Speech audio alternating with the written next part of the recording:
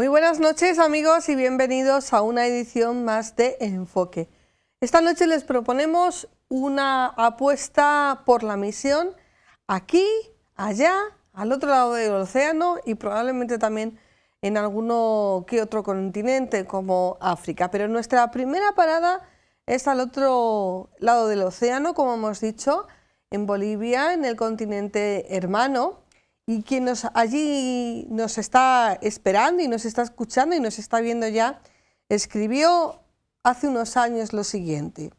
Hace muchos años que estoy oyendo la llamada de Dios expresada en una opción fuerte por los más pobres, en un servicio pastoral como presbítero, en una diócesis joven necesitada de sacerdotes en América Latina. Esta llamada creo que es fruto del Espíritu, así la he rezado. Nunca me ha quitado la paz para entregarme con toda la alma a mi ministerio pastoral. Siempre que me escriben obispos de América o de África solicitando algún sacerdote, me preguntaba: ¿y esta llamada por qué va a ser solo para los presbíteros y no para mí, obispo? El autor de estas palabras es Nicolás Castellanos Franco. En aquel momento era obispo de Palencia, ahora es obispo emérito de Palencia porque el Papa Juan Pablo II le aceptó su renuncia en el año 92 para marchar a Bolivia. Allí nos recibe y allí le saludamos en estos mismos momentos. Monseñor Nicolás Castellanos, buenas noches desde Toledo, buenos días en Bolivia. Efectivamente, buenos días y buenas noches. Son Bueno, 6 horas de diferencia. no le voy a preguntar qué tal está porque se le ve estupendo una vez que pare la pantalla de moverse, eso sí. Se le ve estupendo. Pues me encuentro muy bien de salud, no me canso de dar gracias a Dios todos los días por esta vitalidad, por esta salud, por esta vida de que disfruto a lo largo de toda mi vida. Monseñor Nicolás Castellanos, ¿qué se echa de menos de ser obispo una vez que se llega a Bolivia y se está allí durante tantos años? Absolutamente nada, porque la vida de un creyente, sea obispo, sea laico, la única dimensión que le da sentido a su vida es el servicio. De obispo serví en Palencia y ahora de obispo emérito, de simple sacerdote, sirvo a los pobres en este barrio marginal. Así que no, hombre, extraño al pueblo palentino que le quería entrañablemente, Y a su familia, entiendo. por supuesto. ¿Cómo es su día a día, monseñor?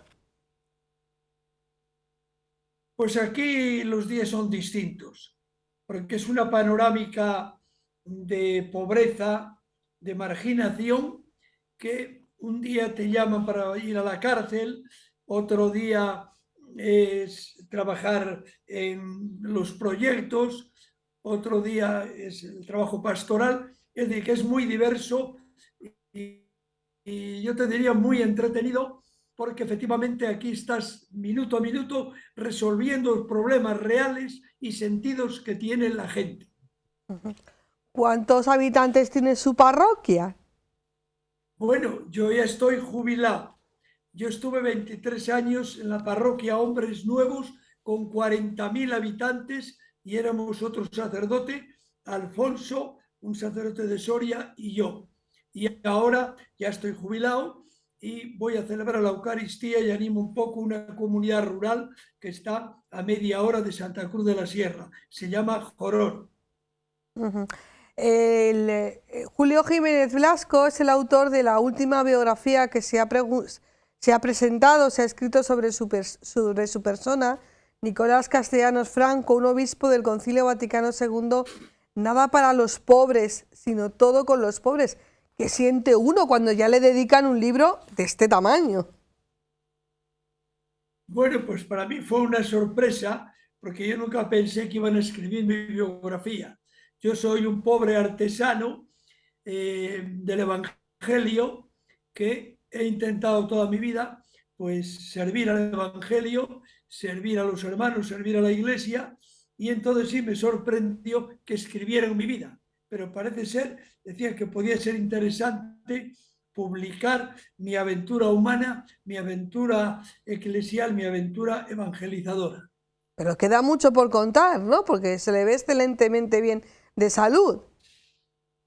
Excelente, no puedo quejarme, gozo de salud, jamás he estado enfermo, así que me encuentro en plenas facultades, rendimiento, y de hecho pues he seguido escribiendo, escribí mis memorias, escribí cartas desde las periferias y estoy elaborando otro libro sobre el arte del bien y buen vivir, un poco Ajá. recoger mi experiencia a lo largo de toda mi vida ya larga. Suena estupendamente, ¿eh? El del bien y el buen vivir. Para que luego digan que Exacto. los cristianos somos aburridos. No, todo lo contrario. Lo que tiene que caracterizar al cristiano es la alegría del Evangelio. Ujú. En el año 98 recibió el Premio Príncipe de Asturias de la Concordia junto a Vicente Ferrer, Joaquín Salcadea y el creador del Banco de Pobres en la India. Ha sido propuesto para el Premio Nobel de la Paz. No sé, ¿usted cómo asume este tipo de reconocimientos y de propuestas? Bueno, pues a mí me sorprende tremendamente porque yo lo que hago, yo me considero una persona normal, muy normalita, que intenta vivir, practicar y contagiar el Evangelio. Entonces, bueno, pues para mí todas estas distinciones sirven si se pone sobre la mesa el problema planetario de la pobreza, ignominia de la humanidad. Para mí lo importante entonces es que se tome conciencia de esta realidad empobrecida que domina en el mundo. En una de sus entrevistas aseguraba que veía a España concretamente triste, a pesar de tanta riqueza. ¿Por qué estamos tristes? Bueno, pues yo creo que lo importante es el horizonte de sentido en la vida. Y precisamente el mundo de hoy no tiene un horizonte de sentido muy clarificado y entonces predomina más el espíritu a veces del mal y no tomamos el concepto fundamental. Somos personas para ser felices y hacer felices a los demás. Esa es la clave de una vida humana, de una vida cristiana, de una vida que contempla a Dios en su vida. Uh-huh.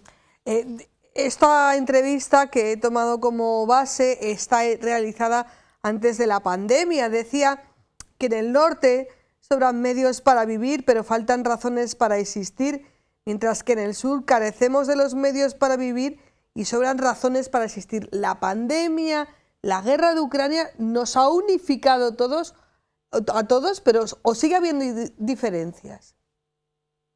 Bueno, nos tendría que unificar a todos, porque todos vamos en el mismo barco, tenemos que caminar juntos, tenemos que sufrir juntos, alegrarnos juntos, compartir juntos, soñar juntos.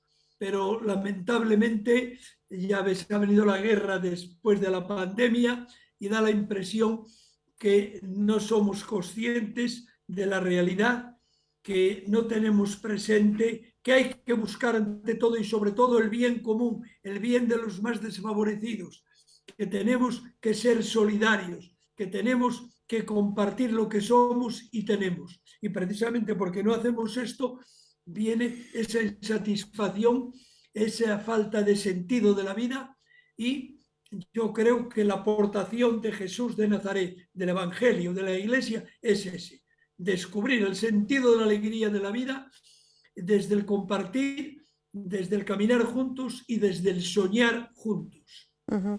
¿Usted tan pronto está dando de comer a los niños de su parroquia en esos comedores sociales que ha implementado gracias a su fundación, que está compartiendo mesa y mantel pues con grandes empresarios españoles? Por ejemplo, a un reconocido empresario de la banca le dijeron: tú atiendes a los pobres, nosotros necesitamos a los ricos.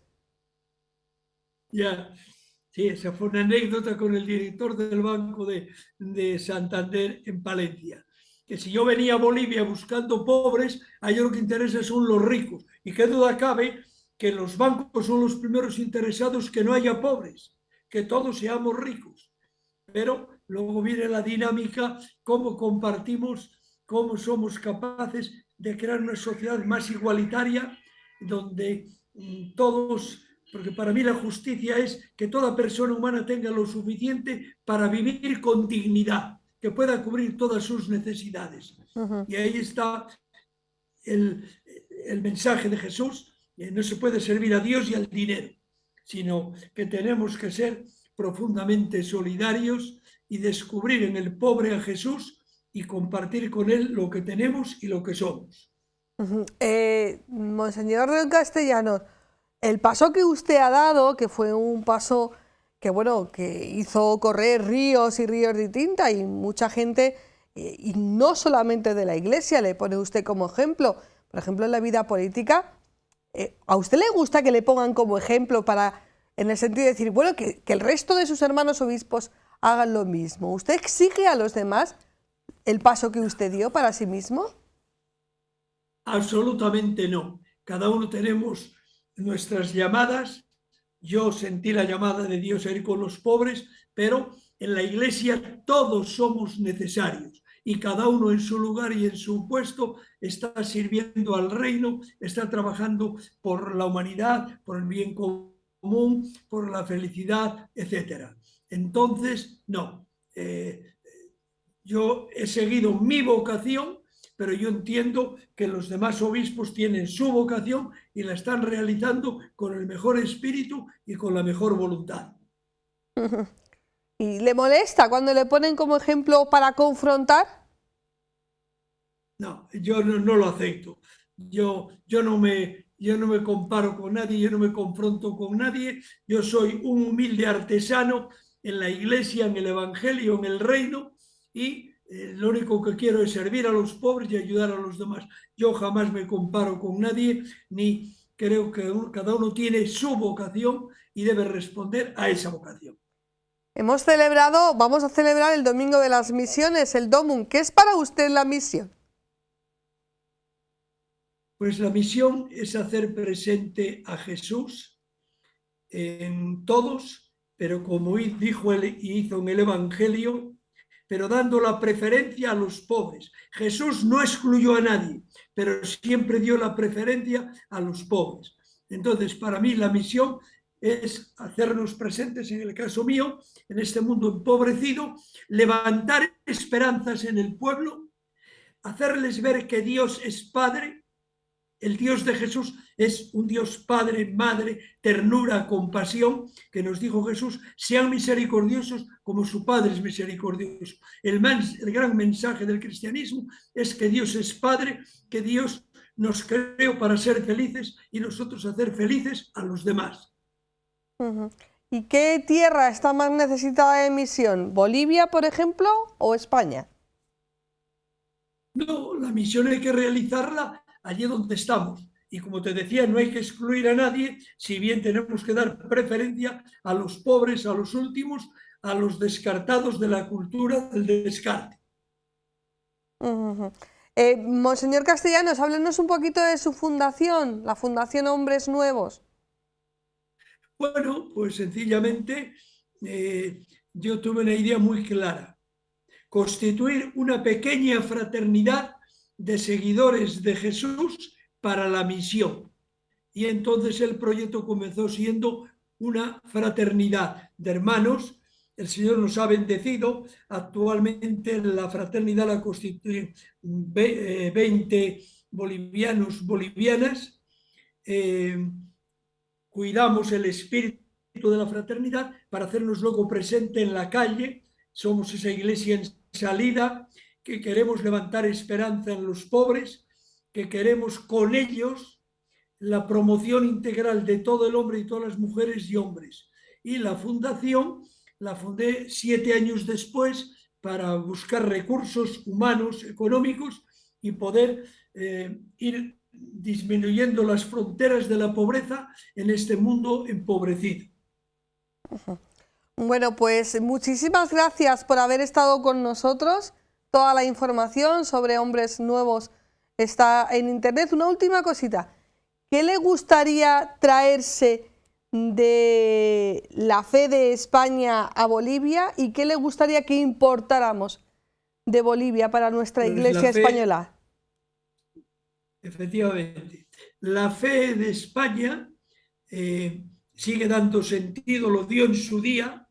España trajo la fe, era precisamente ahora vamos a inaugurar una iglesia declarada Monumento Cultural Nacional, hecha por los agustinos en el 1550, y ahí en esa comunidad donde hemos estado trabajando para poner el tejado al templo y no se hunda, hemos visto cómo aquella fe que trajeron los españoles sigue dando vida, sentido y despertando ese sentido de solidaridad, de caridad, de amor que trajeron los españoles. Entonces, que esa fe que trajeron los españoles la sigamos cuidando aquí.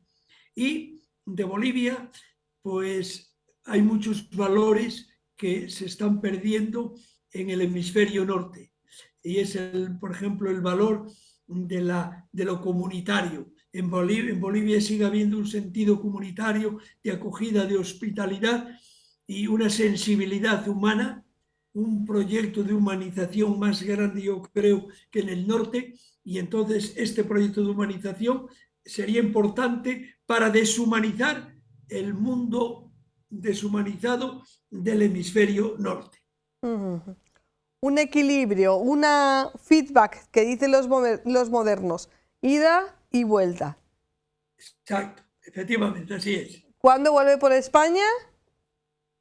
Pues ahora en el mes de noviembre pienso ir por España. Bueno, pues si viene por Toledo, aquí tiene su casa. Muchísimas gracias, Monseñor Nicolás Castellanos, obispo emérito de Palencia y un hombre de iglesia allá en Bolivia, en aquel país hermano. Muchísimas gracias. Buenas noches desde Toledo. ¿Sí? Gracias a ustedes, hermanos de Toledo. Pues ha sido el testimonio de Monseñor Nicolás Castellanos, pero como les hemos dicho en nuestra introducción, tenemos más testimonios misioneros. Nos llevan, por ejemplo, a Mozambique. En estos días, la hermana Ángeles López cumple 50 años como misionera en Mozambique. También cumplía 50 años la misión de Chipene, que ella misma fundó. Y la noche del 6 de septiembre, esa misión, en la que llevaba adelante 2 residencias para estudiantes, una escuela, un centro de salud y una iglesia, quedó hecha a cenizas, y su hermana, María de Copi, muerta de un tiro en la cabeza. Nos quedamos otras 2 hermanas, esta que mataron y yo, una con 83 y yo con 82. Entonces nos quedamos allí en la salita que tenemos, hablando un poco. No, será verdad, no es verdad. Ya es 3 días que se oye que están aquí, que están allí. Vamos a ver. Mas esta hermana, que era siempre muy optimista, aquella noche me dice: oye Ángeles, yo presiento que alguna cosa va a pasar. Ay María, no digas eso, ya es la segunda guerra que pasamos, no es la primera, ya pasamos una con 16 años, verás que todo va a ir bien, no va a pasar nada. Pronto allí discutimos un poco, vivo las noticias de nuestro teléfono y a un cierto momento eran las 8:30, digo: María, vamos a dormir. Sí, vamos a dormir. Yo me había entrado a mi cuarto, los cuartos eran pegaditos uno con otro. Entonces yo había entrado a mi cuarto, me estaba preparando para ir a la cama. Ella regresó de su cuarto para el mío. Dice: mira, tengo aquí unos mensajes en el teléfono que no veía, tiene un problema de vista y es mejor que tú me los leas, que quiero contestar a vos. Ella ya había escrito algunos mensajes a vos, a la familia, que había una situación un poco complicada por allí, pero que no se sabía. Nunca hay seguridad de estos ataques de guerrilla, es muy difícil saber la verdad. Entonces ella vino con el teléfono a mi cuarto y yo le leí los mensajes que tenía. Dice: ahora voy a contestar a vos. Tiene otra sobrina comboniana en Italia y dice: primero voy a contestar a Gabriela, mi sobrina, y después voy a contestar y vos voy a dormir. Pronto, chao. Entonces ella se entró, ni 2 minutos que ella cerró mi puerta, abrió la de ella. Yo sentí un disparo grandísimo, fuerte. Entonces yo le salté de la cama, digo, voy a avisarle a María que han llegado, porque que es verdad que fue mi pensamiento. Mas cuando yo abrí mi puerta, ellos se continuaron a disparar contra mi puerta, ¿no? Dieron así como 5 tiros. Yo me agarré a la pared, lo que pude, me pegué a la pared y cogí la manilla de ella para decirle, María, María, están aquí. Mas cuando fui a ver, María estaba ya en el suelo. Ahí comencé a decir, mata a mi hermana, mata, porque había una ventana, donde cuando ella entró tenía a la espalda una ventana y había la luz. Tenemos pequeñas luces con paneles solares, mejor teníamos, ya no tenemos, ¿no? Y entonces, inmediatamente, como ella entró, le dieron el tiro y ella cayó. Cuando yo llegué a decirle, María, María, ella ya estaba en el suelo. No en tanto, había una puerta enfrente de nos que daba para la calle. Y ya con sus herramientas propias, que llevan katanas, llevan estas cosas, estaban tirándola abajo. Abrieron todas las puertas así, más con una facilidad extraordinaria. En 5 minutos estaban todas las puertas abiertas. Yo no pensé otra cosa que irme atrás, por la parte de atrás, y ellos me veían porque había una baranda del corredor, tenía una baranda de esa de agujeritos de cemento, esos cuadritos, ¿no? Entonces me vieron, no me mataron allí porque no quisieron, porque me veía muy bien que yo cogía otro camino. Iba a abrir una puerta de atrás. En aquel momento que abrí la puerta, encontré todo cercado. Estaban todos cercados. Y entonces, pues nada, y yo pregunté, ¿pero qué pasa esta noche? Aquí, ¿qué estáis haciendo? Yo hablé y parlé más con bastante naturalidad para ver si ellos también estaban un poco buenos, ¿no? Pero claro, enseguida me cogieron, me aseguraron aquí y atrás, como hacen con algunos ladrones por la calle, que algunas veces he visto, les aseguran por la calle y quedan completamente... Yo llevaba poca ropa porque en aquella hora, ¿no? Y entonces digo, ¿pero qué queréis de mí? Dime, si mi hermana está ahí muerta. Me preguntaron, ¿hay más gente por aquí? Hablaban muy bajito. Yo le dije, no, no hay nadie. Digo, solo ella y yo que estoy muerta, yo quiero ir con ella. Cállate, cállate, estás haciendo mucho ruido, estás haciendo mucho ruido. Y me empujaban para frente, porque ellos querían llevarme enfrente de la casa. En tanto que me empujaban, pronto, yo ya vi que mi cuarto, el otro cuarto, ya estaban ardiendo, ya habían dado fuego, estaba todo ardiendo. Y yo continuaba a insistir, mi hermana está muerta, mi hermana está muerta. Y entonces ellos cogieron por la puerta que habían derrubado a frente, cogieron y este cuerpo lo arrastraron a la calle, lo tiraron fuera, propio en la tierra, y así dieron fuego al cuarto que ella estaba. A ella no fue quemada. Ella la tiraron conforme yo la encontré en el cuarto, así quedó ella conforme, porque supuestamente la cogieron de los brazos, arrastraron y después quedó así mismo. Hasta las 11 de la mañana ella estuvo así, allí fuera en la calle. El bosque era muy denso y con gran dificultad lograron avanzar. La hermana Ángeles, que tiene 82 años, se quedaba atrás. Se me caía la zapatilla, me enredaba, caía, y pidió a las niñas que avanzaran sin ella, pero una de ellas decidió acompañarla y ayudarla a saber de dónde venían los ruidos, que ella no podía escuchar sin los audífonos. Y se quedó toda la noche, las dos, como 2 gatitos, ahí cogiditas. ¿Qué podía esperar? Que me mataran. No esperaba otra cosa que me mataran. Y entonces a un cierto momento ya empezó a salir humo también por todas las ventanas de la sacristía, por todo, ya le habían dado fuego a todo aquello. Y a un cierto momento habían piquetes de entre ellos mirando por los caminos. Teníamos varios caminos de entrada a la zona nuestra. Unos iban para el hospital, unos para la aldea, mas ellos estaban allí por si venía alguien para controlarnos, ¿eh? Entonces se juntaron. En cierto momento me dijeron de sentar en la baldosa de la iglesia. Sienta aquí. O pronto, ahora que me van a, con el cuchillo, que me van a cortar. Más pronto, el Señor no me tenía preparado aquel momento. Esperaba otro para mí. A un cierto momento vino uno y me dijo, bueno, ahora estás libre. Hablaban portugués y macúa. Y yo también hablaba. Y entre ellos hablaban otra cosa que yo no entendía. Mas siempre muy bajito. Y como yo estoy también medio sorda, pues no captaba todo lo que ellos decían. Entonces me dijeron, bueno, pues estás libre. Mañana sale de aquí. No queremos tu religión, queremos el Islam. Y yo le dije, ay, muchas gracias, pero se lo dije de todo corazón porque vi que estaba viva, ¿eh? Porque... Entonces, pronto, yo salí corriendo como una gacela a buscar a mi hermana, que estaba cerrada con las niñas, que oía mucho ruido, que oía mucha confusión, más que no sabía lo que se estaba pasando. No sabía, ¿no?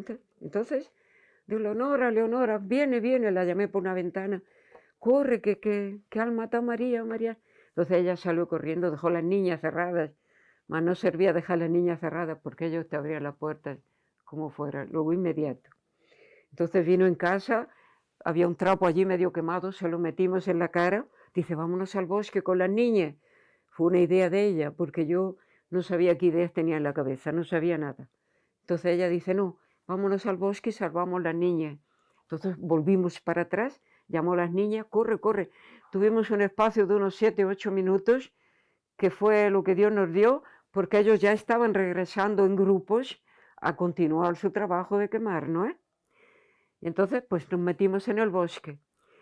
Ella más joven y con el grupo más grande de niñas corrían, más el bosque allá atrás está completamente cerrado, árboles, ramas, es muy difícil de entrar. Así que yo me quedé un poco atrasada. Una niña, por caso, también se había quedado atrasada, no veía lo que se pasaba, entonces me cogió de la mano sin hablar, porque si hablas te oían y te seguían, ¿no? Y entonces nos metimos en el mato. Yo le dije a esta chica, oye, tú corre con el grupo, que yo no consigo correr tanto, se me caían las zapatillas, me enredaba, caía. Dice, no, dice, hermana, yo no te voy a dejar, yo me quedo contigo. Y se quedó toda la noche, las dos como dos gaticos allí escogiditas. Y eso también me orientó muchísimo a mí, porque como yo no oía bien, yo le preguntaba a ella, ¿y tú estás a oír? Sí, aquí. Ella oía boom, explosivo. Yo oía de remoto, pero no tanto como ella, porque cuando el fuego quemaba alguna cosa que explodía, el rumor era mayor, ¿no? Y entonces le preguntaba más a frente, oye, chica, ¿tú estás a oír por allí? Sí, estoy aquí. Estaban divididos, yo me estaba orientando por eso. Mas no teníamos reloj, el tiempo no acababa. A las 10 de la noche es que ya nos habíamos metido en el bosque. Pronto, así pasamos la noche. Ahora en España, la hermana Ángeles López está más tranquila. Sabe que tiene billete de ida y vuelta. Hoy que estoy más tranquila, siento que merece la pena. Siento que merece la pena y si estoy bien, en enero regreso. Tengo billete de ida y vuelta. Para mí fue una gran alegría que en mi provincia me hicieran un billete de ida y vuelta porque me dieron esperanza de regresar. Es que yo nunca los condené, porque ellos son mandados, son pobrecita gente, drogados, que los mandan a hacer eso, pero que no son culpados por nada. Si no hacen eso, los matan a ellos. Hasta que uno, cuando me tenía asegurada, me dijo, mas hermana, tú no me conoces, no sé si sería uno de los que traía algún niño, y yo tenía un centro de desnutridos y huérfanos, traía algún niño a recibir ese alimento. Él me dijo, dice, tú no me conoces, me puso la carita con un sorriso, y yo le dije, mira, chico, digo, es noche, digo, no te veo, pero yo no tengo nada contra ellos, porque es una situación difícil de entender, una guerra que nadie comprende el motivo, pero sabemos que roban muchas personas buenas, buenísimas, a pesar de que se escapan, siempre encuentran algunos para robar, se los lleva y los preparan para este tipo de vida. Por tanto, ellos no son culpados. Atrás habrá otras raíces que no conocemos que son culpados de esto, pero ellos no son culpados. Y la situación se asume así como llega. Y el pueblo sufre más que nosotros, más. Los niños, las criaturicas. En estos días les tocaba regresar a buscar la leche y la papilla de mí, pero no han encontrado nada. Cuando yo salí, el techo de la casa donde yo cuidaba a estos niños ya estaba a caer, las latas de leche salían ardiendo por allí, y yo me puse así, no quise ver. Pronto, yo no tengo ningún miedo. En aquel momento, pienso que una ayuda fuerte del Señor, no sé qué cosa era, que estaba bastante serena, solo Lo que yo, mi cabeza en aquel momento pensó es que me mataran con un tiro, que no me mataran con katana. Porque en la otra guerra, como enfermera que he trabajado siempre en el hospital, suturaba día y noche cabezas katanadas que dejaban medio muertos personas y se suturaban día y noche con un quinqué de petróleo y muchísimo sin anestesia porque no se había acabado. Que solo Dios sabe la experiencia que yo tenía. Y entonces, pues, pronto son realidades que vienen y que ves que los otros están a sufrir más que tú. El pueblo es el que sufría más que nosotros. Es seguro que ha fortalecido mi fe 100%, porque en ese momento, si no es la presencia de Dios, es muy difícil, muy difícil. He sentido fuertemente que Dios estaba allí a protegernos, ciertamente. Y lo que le he recomendado a los misioneros cuando nos hemos separado es que siguieran rezando antes de la misa el rosario. Pienso que para nosotros ha sido una fuerza muy hermosa. Cuando empezó el virus, que se oía esto en el mundo entero, como equipa misionera, decidimos todos los días, antes individualmente cada uno, pues decidimos antes de la misa en nuestra casa, en la capillita, rezábamos el rosario. Y le dije, mira, esto pienso que es una fuerza muy grande, no la podemos perder donde quiera que nos encontremos. Fue muy duro separarnos porque habíamos vivido una experiencia de hermanos verdaderamente y sí he sentido la presencia de Dios. Ahora actualmente muchas veces, sobre todo de noche, te viene este cuadro en la cabeza en que estás a refletir, estás a decir, si realmente Dios no me ayudaba, yo no habré podido soportar cosas de este tipo y pronto estar con serenidad, aceptar aquella realidad que tuvimos hasta el último momento. España es el país que más misioneros tiene repartidos por todo el mundo. En la actualidad hay más de 10.000 misioneros. El 54% de ellos son mujeres y del total, el 55% pertenecen a congregaciones religiosas. Precisamente el testimonio de los misioneros es lo que movió a Ximena Cabezas a plantearse ser misionera. Esta misionera de Cristo Jesús, chilena, al conocer a las religiosas españolas en Santiago de Chile, sintió que la misión era lo suyo. Y aún hoy, según ha reconocido, se emociona al hablar de la misión. Tras más de 25 años en África, en países como República Democrática del Congo, Camerún o Chad, Ximena se ha centrado especialmente en la promoción de la mujer. Me emociono hablar de la misión, me emociona hablar de Jesús, me da cosilla en el estómago porque es algo que yo quisiera que lo sintieran, que lo vivieran. Hablo con las manos, pero así soy y así me quiso el Señor. Soy chilena, 55 años, 30 años como misionera de Cristo Jesús, 25 en África. ¿Cómo ser testigos? Porque has visto a testigos. Las hermanas llegaron a Chile hacia alrededor del año 70. Yo en los 80 las conocí en mi parroquia y vi mujeres cercanas, humanas, normales, que se correlacionaban con la gente como vecinas, y eso me impactó. También había sacerdotes misioneros columbanos y dije yo, vienen hermanas españolas, vienen sacerdotes irlandeses, eran en ese momento, ¿y yo qué hago? Yo creo que entonces así nació un poquito la vocación misionera, que cuando tú recibes el tesoro más grande que hemos recibido, que es Jesús, tú no te puedes quedar sentado esperando que sean los otros los que vengan y que hagan el trabajo. Entonces, yo no pensaba ser religiosa, ¿eh? Yo era lo mío, era lo misionero.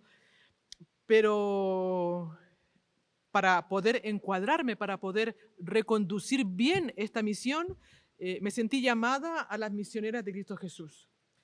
Lo primero que me dijeron, si entras con nosotras, te vas de misión. Las hermanas españolas, en España no tenemos casas más que las necesarias para el servicio misionero.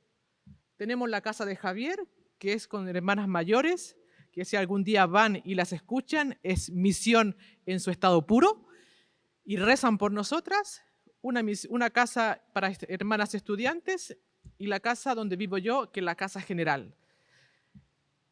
¿Por qué no hay más? Porque en el primer momento las hermanas vieron que lo importante era compartir la fe que se había acunado aquí en España con otros pueblos. Entonces lo primero que me dijeron, tú entras en Chile, pero no te quedas en Chile.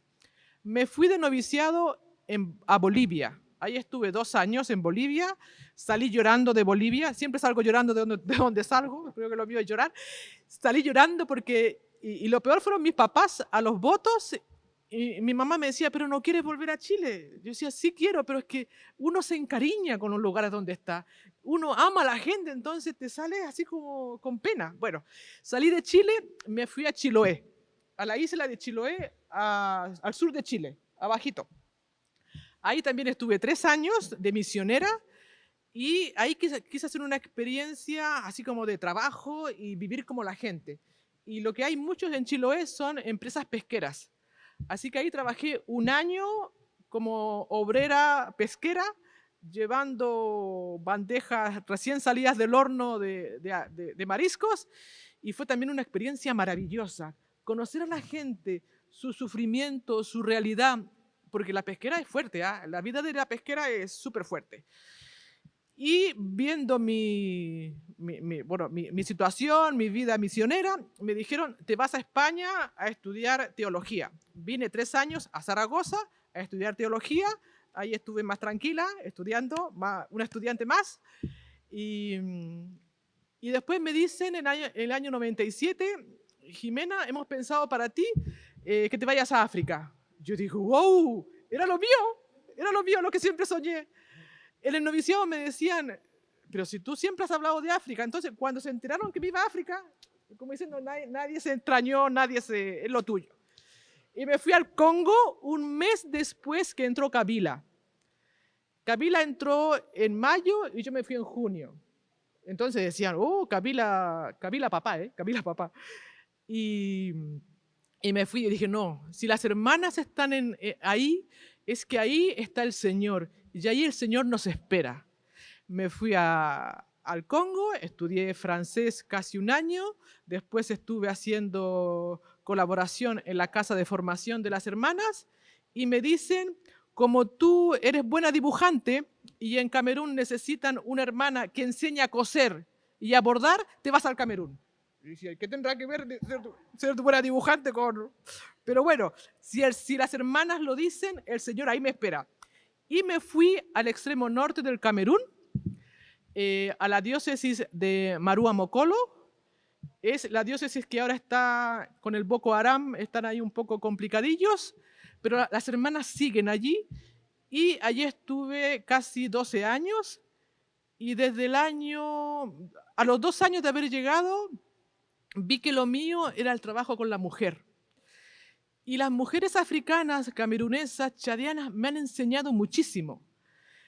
Digamos, cuando eres niña, dependes de tu padre. Cuando eres joven, dependes de tu hermano mayor. Cuando eres casada, dependes de tu marido. Cuando eres viuda, dependes de tu hijo. Digamos, es demasiada dependencia para personas que tienen un potencial y una capacidad de endurance, de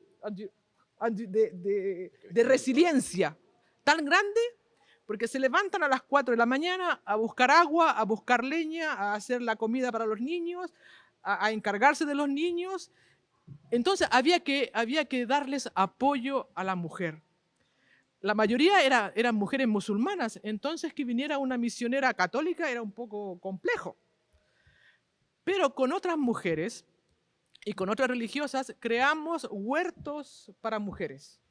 Entonces que la mujer tuviera su parcela para que tuviera huertos, hicimos pozos de agua, hicimos muchas actividades para que la mujer tuviera su autonomía y su poder llevar a los niños a la escuela, digamos, tener una autonomía económica. Porque la evangelización, el mensaje de Jesús no puede ir separado de lo que es la vida diaria. Digamos, o encontramos a Jesús en lo concreto, con los pies en la tierra, porque en las nubes se nos pierde. Entonces, digamos, a Jesús lo encontramos en el día a día, en el saludo, que después lo celebramos en la Eucaristía y en las oraciones. Pero a Jesús se le vive el día a día, en cada momento. Y yo ahí lo he ido descubriendo y viviendo, confrontada con la religión musulmana, porque eso también te pone en jaque, ¿eh? Porque, digamos, eso te lleva a volver a tu amor primero. Yo digo cuando yo pienso, no sé, cuando las parejas se enamoran, tienen que volver al amor primero. Nosotros también tenemos que volver cada día a esa ilusión, a esa llama que se encendió en nosotros, que es anunciar a Jesús en el mundo de hoy, con las respuestas al mundo de hoy.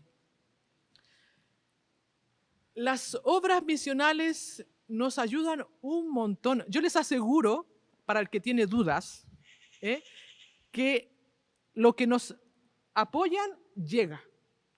Yo les voy a dar varios ejemplos. La catequesis en el chat para los niños es de 4 años.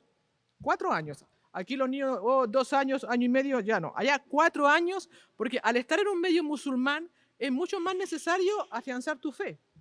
Entonces, a los niños les damos una plantita de árbol. Le damos el arbolito y que a cada niño, como entrada a la catequesis, recibe un arbolito que lo planta en su casa. Entonces, hemos intentado hacer reforestación a partir de la catequesis.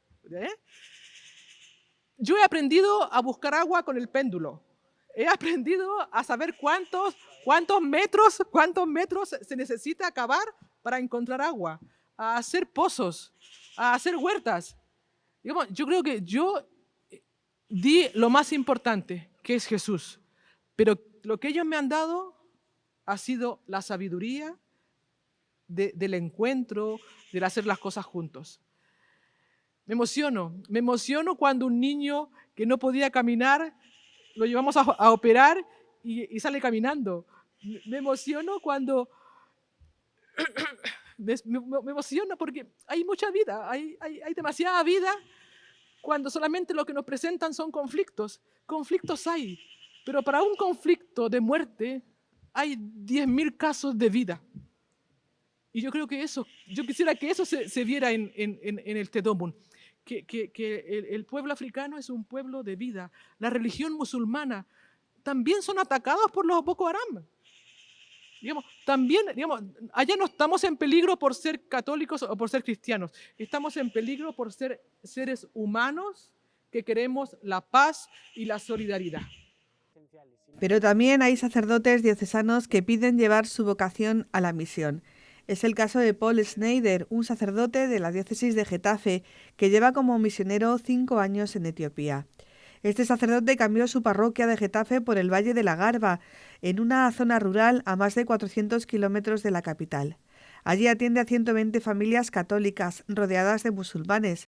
Yo estoy muy agradecido siempre a la Iglesia, a la gente de España en general, pues por apoyar, por rezar por nosotros.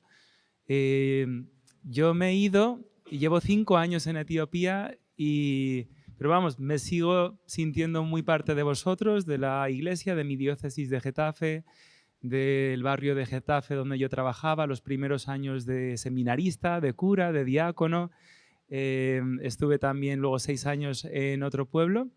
Llevo ya 5 años en Etiopía y estoy fascinado no solo por la diferencia cultural, sino por la historia que tiene Etiopía. El cristianismo ortodoxo antiguo que tiene, ahí apenas hay católicos, somos menos del 1% de la población y vivimos entre cristianos ortodoxos, que es una iglesia antigua, y musulmanes, porque también desde el inicio del Islam hay presencia musulmana y mi vicariato es el vicariato apostólico de Harar. Harar es la 4ª ciudad santa del Islam. Después de Meca, Medina y Jerusalén, Harar, mi vicariato, pues tiene una presencia y una historia islámica pues muy, muy antigua. Y bueno, yo quiero contar un poco de mi vocación, porque los sacerdotes y los misioneros y los religiosos provenimos habitualmente de familias cristianas Y yo no hablo siempre de mi padre, pero la verdad es que mi padre me influyó muchísimo en mi vocación misionera. Mi padre siempre admiraba a los misioneros y me transmitió desde pequeño una gran sensibilidad hacia la pobreza y a los sitios, a los lugares del mundo donde hay problemas, donde hay conflicto. Cuando yo era pequeño, en los 90, pues me acuerdo, yo no tenía ni vocación, ni quería ser cura, ni nada. Pero mi padre hablaba pues del conflicto que había en Chiapas, en Biafra, y muchas veces por su forma de hablar me hacía reflexionar.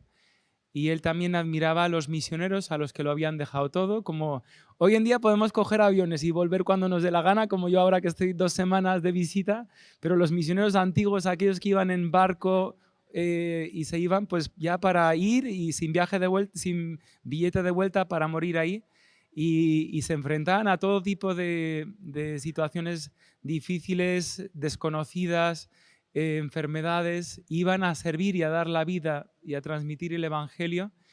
Pues cuando yo ya llevaba 10 años sirviendo en mi diócesis de Getafe, soy y me considero cura diocesano, pero también se me ha despertado una fuerte vocación a la misión en el sentido clásico de ir lejos de tu tierra y de ir a un lugar pobre, a un país que está en desarrollo, que encima ahora mismo está en guerra, y poder servir ahí es un privilegio para mí.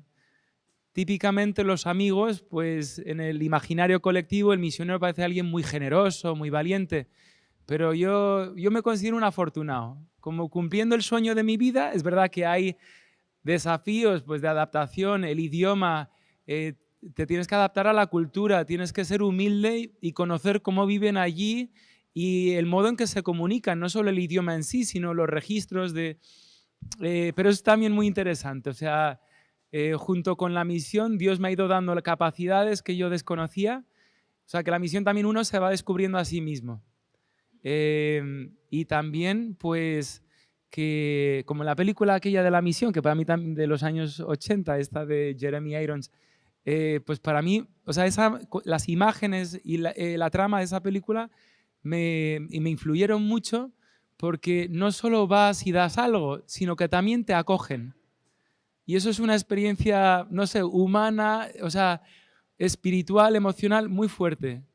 Cuando te acogen y te aceptan, no solo porque vienes de otro país o porque tengas mayor capacidad pues, de hacer cosas o de moverte o te ven con una soltura o que conoces varios países y eres de fuera, sino cuando te aman y te aceptan, eso ya es el no va más. Y también, o sea, debería ser, yo creo, el inicio de la misión, escucharles mucho a ellos. Yo creo también, o sea, en nuestras oraciones, ¿no? Los creyentes queremos que Dios nos escuche, pero en el cristianismo, como prerequisito, lo que Dios nos pide para escucharnos a nosotros, escucha a tu prójimo y lo que piensan y lo que necesitan o cómo se expresan o lo que desean, tanto en lo que hablan, pues la comunicación verbal, como también te das cuenta, o sea, si tienes intuición y tienes amor hacia ellos, pues también vas percibiendo lo que ellos profundamente desean. Pues ¿qué desean? Obviamente donde estoy yo en una zona rural de Etiopía, pues desean el progreso y quieren pues, tener mejor acceso a la sanidad, quieren educar a sus hijos, quieren mejorar pues, su trabajo en la agricultura que rinde pues, muy pocos beneficios. O sea, mucha gente en Etiopía ha emigrado a la ciudad y ha conseguido pues, otras oportunidades. La gente con la que vivo yo, pues eso, es una zona deprimida socialmente y económicamente a la que hay que devolver esperanza. Entonces, yo quiero estar ahí muchos años, no lo sé, solo sabe Dios dónde estaremos cada uno mañana. Llevo ya 5 años y me parece todavía que estoy empezando, o sea, que acabo de empezar. Tengo esa sensación. Entonces, nada, yo pido sobre todo que recéis por mí. Me siento muy apoyado. Ahora además que hoy en día hay WhatsApp y incluso en una montaña perdida de Etiopía hay algún lado, alguna antena y te llegan los datos y entonces no es como que tenías el correo a 40 kilómetros, la oficina postal, sino que ya pues, te enteras incluso de las... Estoy ahí, siempre estoy ahí viviendo, solo salgo de la misión, a lo mejor una vez al mes, una vez cada 2 meses que voy a visitar a las misioneras de la caridad y paso con ellas 3 o 4 días, pero siempre estoy con la gente. Por deciros algo de mi misión, en un valle que se llama La Garba, que significa en la lengua oromo el río del elefante, pues hay 120 familias católicas, eso exactamente, 120 familias, pero luego, a grosso modo, unas 5.000 familias cristianas ortodoxas, una hermana cristiana, una iglesia hermana, y unas 10.000 o 15.000, eso ya es difícil de valorar porque son la mayoría de la población, familias musulmanas. Y estamos entre ellos, pues también es para mí un reto, que soy como un forastero, pero tendiendo puentes, tendiendo lazos con gente. Hay dos etnias presentes y a veces también se identifica con la religión, con la pertenencia religiosa, pero también hay mezcla. Y entonces, pues una misión también de reconciliación, a veces cuando ha habido tensiones entre un grupo y otros. Y o sea que, pues eso, por un lado, cuidar a mis católicos, los sacramentos, visitar las familias, las casas, ver también lo que hace falta socialmente en la zona, tanto en educación y en sanidad. Que por cierto, en Etiopía, aunque numéricamente los católicos somos poquísimos, por mejorar la sociedad etíope, yo estoy asombrado siempre de los misioneros y misioneras mayores que llevan tiempo, congregaciones religiosas, salesianos, de todo tipo, las de la Madre Teresa, porque siendo solo un 1% de la población católica, menos del 1%, el nombre de Iglesia Católica es conocidísimo por las clínicas, hospitales, colegios, los colegios pues, de mayor prestigio en muchas ciudades son de la Iglesia Católica y reciben a gente de todos los grupos, de todas las religiones. Los que no tienen medios, pues les, como se dice, les sponsorizan, les becan y es precioso. O sea, cuando digo que soy católico, no conocen a nadie católico y el primer católico que conocen es a un extranjero y encima ahora desde la pandemia pues hay poquísimos extranjeros ahora mismo allí, los misioneros y algunos de diplomáticos de la embajada, algún expatriado. Pero me dicen, sé lo que es católico, porque pues por alguna institución o por algunos proyectos o cosas de desarrollo, de pozos, riego, cosas de agricultura. Bueno, y mis 120 familias, que ya los conozco a todos, hasta los niños, todos con nombre, y su situación y sus casas, a muchos que vivían en chozas así, como la que veis en alguna imagen del dossier, que eran chamizos, o sea, casa tradicional redonda, de paredes de barro, pues a muchísimas familias, por ejemplo, el tema de la vivienda lo hemos mejorado, porque con tejados de láminas de chapa, de aluminio, pues ya son casas mucho más estables. O sea, a veces hay que empezar pues cuando están en una situación que están sufriendo por la climatología, y llueve mucho ahí. Es un país de África, pero no hace un calor como el verano de Madrid. Es la temperatura mucho más moderada, a 2.000 metros de altitud, es zona de café. Hay mucha lluvia, hay una estación lluviosa, nuestro verano de aquí, de junio a septiembre, ahí es la estación lluviosa. Y en esas casas tradicionales de tejado de brezo, no sé cómo llamarlo, de paja, pues al final pasaban muchas noches con la inclemencia del tiempo, el agua que entraba, y ahora muchísimas familias tienen una casa más moderna, de mejores condiciones, pues para enfermedades, para prevenir catarros de los niños, muchas cosas. Pues es un placer poder estar ahí ayudando. Yo quiero llevar la luz del Evangelio, quiero llevar a Cristo allí, a los hogares, a las familias, presentar la misericordia y la bondad de Cristo también a los musulmanes. Y bueno, conversos, a veces me preguntas, ¿a cuántos has convertido? Pues de momento a nadie. Yo estoy feliz ahí. Es Cristo el que atrae por su propia fuerza y atractivo. Yo quiero dar testimonio. Y nada, como he dicho antes, quiero estar ahí muchos años y Dios dirá. Así llegamos al punto y final de este enfoque con un formato especial dedicado a la misión, a los misioneros y dedicado también, por qué no decirlo, a ver cómo hay mucha iglesia y más iglesia en otros lugares del mundo, todos unidos por este mismo mensaje. Hasta la semana que viene. Buenas noches.